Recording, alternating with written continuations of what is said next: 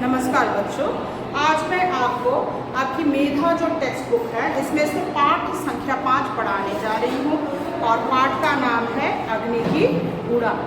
तो यहाँ पर हम पढ़ेंगे हमारे जो पूर्व राष्ट्रपति थे APJ अब्दुल कलाम, उन्होंने किस प्रकार सफलता प्राप्त की, किस प्रकार अग्नि जो मिसाइल है उसका लॉन्च हुआ, उसके लिए कितनी बाधाएं आई, देश विदेश से बाधाएं आई और उसके सफलता के बाद क्या है हमारा देश का नाम जो है पूरे विश्व में उज्जवल हो गया। तो इसी के बारे में हम पढ़ेंगे। तो सबसे पहले आप लोग पृष्ठ संख्या 37 खोलिएगा। तो वहाँ पर हम जो है हमारे जो पूर्व राष्ट्रपति हैं उनका जीवन परिचय पढ़ेंगे। तो यहाँ पे देखो ये हमारे जो पूर्व राष्ट्रपति हैं APJ अब्दुल कलाम जी, वे बहुत बड़े वैज्ञानिक थे और वे जो है उनका जन्म कब हुआ था 15 अक्टूबर 1931 में। तो यहाँ पर देखो अब्दुल कलाम जी का जन्म 15 अक्टूबर 1931 में रामेश्वरम नामक स्थान में हुआ था। तमिलनाडु में रामेश्वरम नामक स्थान है, तमिलनाडु प्रांत के रामेश्वरम स्थान में क्या है अब्दुल कलाम जी का जन्म हुआ था। उनके पिताजी का नाम जो था जैनुलाब्दीन और वे नाव तैयार करते थे और बेचने का काम किया करते थे, नाव बनाते थे और बेचते थे और इस प्रकार क्या है उनका परिवार चलता था। तो उन्होंने बचपन से ही उन्हें क्या है पढ़ने लिखने का बहुत शौक था। मद्रास कॉलेज ऑफ टेक्नोलॉजी से अपनी पढ़ाई जब उन्होंने पूरी की उसके बाद कलाम ने DRDO को वैज्ञानिक के तौर पर ज्वाइन कर लिया। तो उन्होंने किस पर ज्वाइन किया था DRDO, पढ़ाई पूरा करने के बाद में DRDO में वे ज्वाइन करते हैं, ठीक है। उसमें वैज्ञानिक के तौर पर वे पढ़ाई के लिए ज्वाइन करते हैं और उसके बाद 1969 में इसरो में चले गए। तो 1969 में कहाँ चले गए थे ISRO, इसरो, ठीक है। वैज्ञानिक पढ़ाई के लिए पढ़ाई कंप्लीट करने के बाद वे इसरो चले जाते हैं और उन्होंने वहाँ भारत का पहला जो सैटेलाइट व्हीकल है SLV-3 जो है का लॉन्च किया। तो भारत का जो पहला सैटेलाइट है वो SLV-3, उसका उन्होंने लॉन्च किया था 1998 में। अब देखो 1998 में क्या है पोखरण का नाम सुने होगा, पोखरण परमाणु टेस्ट हुआ था। तब वह इस कार्यक्रम में एक महत्वपूर्ण जिम्मेदारी जो है निभा रहे थे। पोखरण में वे बहुत ही महत्वपूर्ण कार्य की जिम्मेदारी जो है वे निभा रहे थे और इन्होंने भारत के तो में क्या है भारत के 11वें राष्ट्रपति के तौर पर चुने गए थे। तो भारत के 11वें राष्ट्रपति के रूप में चुने गए, ठीक है। राष्ट्रपति के लिए वे चुने गए थे और वो साल का दिन था 18 जुलाई 2002। तो 18 जुलाई 2002 में वे भारत के 11वें राष्ट्रपति के रूप में चुने गए थे। उन्होंने शपथ ली थी 27 जुलाई 2015 को। तो इनकी मृत्यु कब हुई थी 27 जुलाई 2015 को। क्या हुआ था जब उन्हें क्या हुआ था हार्ट अटैक हुआ था। तब वे IIM शिलोंग में छात्रों को लेक्चर दे रहे थे। तो जब वे IIM शिलोंग जो इंडियन इंस्टीट्यूट ऑफ मैनेजमेंट वहाँ पर वे क्या कर रहे थे लेक्चर दे रहे थे IIM। तो उस समय क्या है उन्हें हार्ट अटैक आता है और उनका वहीं पर इंतकाल हो जाता है। इस तरह 83 साल की उम्र में एक महान वैज्ञानिक की मृत्यु हो गई थी। एट द एज ऑफ 83 उनकी मृत्यु हो गई थी। तो वे अंतिम सांस तक देखो वे क्या है पढ़ाई लेकर अपने चर्चा को लेकर विज्ञान को लेकर क्या है वे हमेशा मग्न रहते थे। तो अग्नि की उड़ान पाठ में पढ़ाने जा रही, उसके लिए पेज जो है पेज नंबर 35 खोलिए, पृष्ठ संख्या। पहले हम पाठबोध पढ़ेंगे।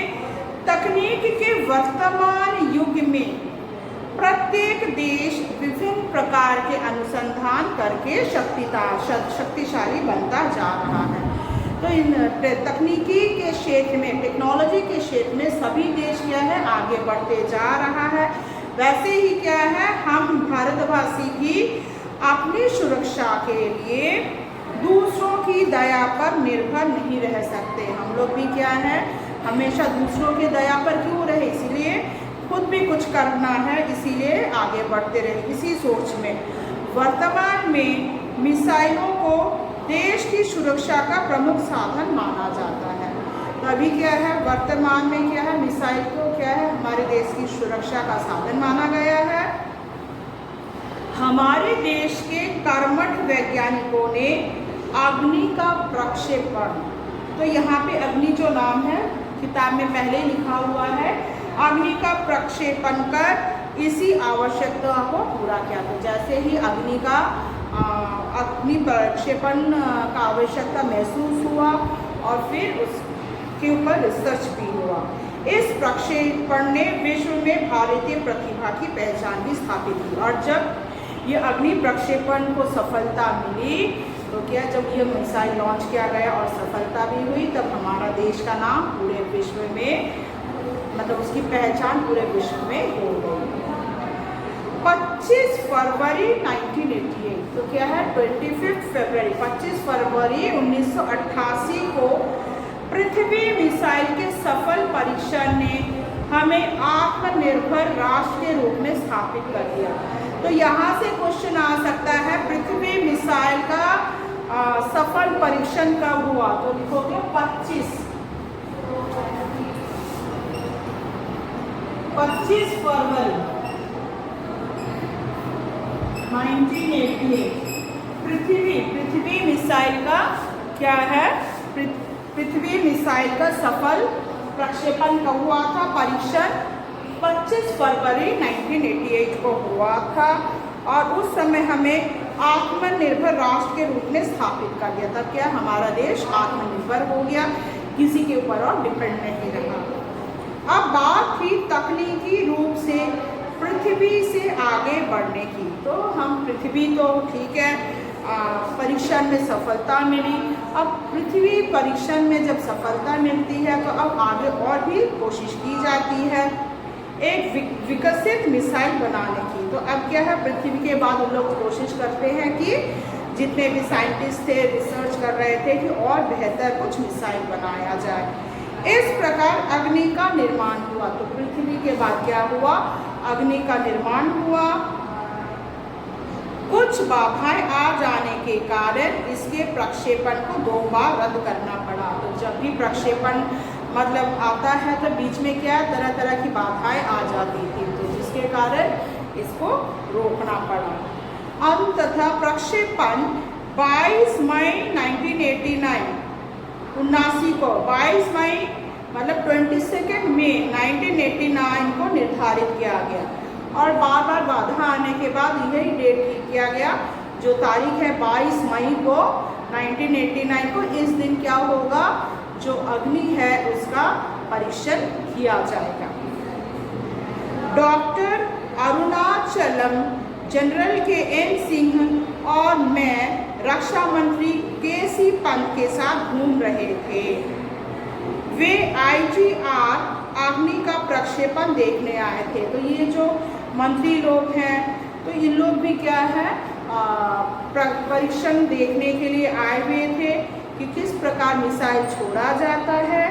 उस दिन वहाँ पूरी चांदनी रात थी। तो वहाँ पर चारों तरफ का वातावरण कैसा था, उसके बारे में हम पढ़ेंगे कि जिस दिन अग्नि प्रक्षेपण का परीक्षण होने वाला था, उस दिन कैसा था, चांदनी रात थी, ज्वार पूरे जोरों के साथ था, लहरें एक दूसरे से टकराकर शोर पैदा कर रही थी। तो लहरें जो है एक दूसरे से टकरा रही थी और काफ़ी शोर मच रहा था। आशा करती हूँ आपको यहाँ तक समझ में आया होगा। बाकी मैं आपको पार्ट 2 में समझाऊंगी। धन्यवाद।